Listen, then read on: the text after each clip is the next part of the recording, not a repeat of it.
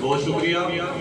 میں پہلے تو معذرت کرتا ہوں کہ پی M A D G Khan تھوڑا سا لیٹ جوائن کر رہی ہے اپنی ینگ ڈاکٹر کمیونٹی کو، لیکن پہلے دن سے ہمارا ایم پی آئی ایکٹ کے خلاف جو ایک سٹانس تھا وہ یہی تھا جو آج ہے.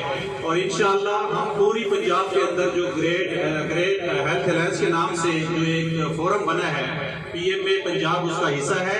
اور P M A D G Khan کی طرف سے جیسے ڈاکٹر یاسر بٹی صاحب نے فرمایا ہے، ہم نہ صرف اپنے تمام ینگ ڈاکٹرز، پیرا میڈیکل سٹاف، ینگ نرسز اور تمام کمیونٹی کا حصہ ہیں، اور انشاءاللہ اس ایکٹ کو یکسر مسترد کرتے ہیں. اور اپنی اس پرائیویٹائزیشن، یہ ایک چھوٹی سی بات میں ایڈ کرنا چاہوں گا، یہ جو لوگ ہمارے ساتھ کھڑے ہیں مریضوں کی شکل میں، اس میں اس وقت میرے پاس نہیں ہے جو ایک لسٹ آئی پڑی ہے ریٹس کی.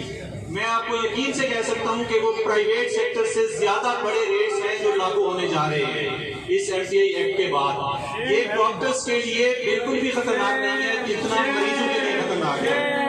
یہ غریب عوام اور غریب مریضوں کے لیے جتنا خطرناک ایم پی آئی ایکٹ ہے، اس کا عوام کو ابھی تک اندازہ نہیں ہے.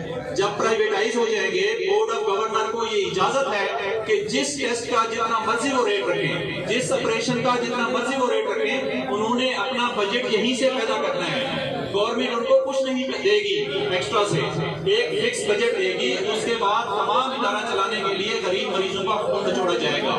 ہم اس کو مسترد کرتے ہیں، اور P M A D G Khan, Y D A D G Khan, ہم اس ایکٹ کے خلاف انشاءاللہ آخری حد تک جائیں گے. اور جب تک اس ایکٹ کو واپس نہیں لیا جاتا، ہم اپنا احتجاج جاری رکھیں گے.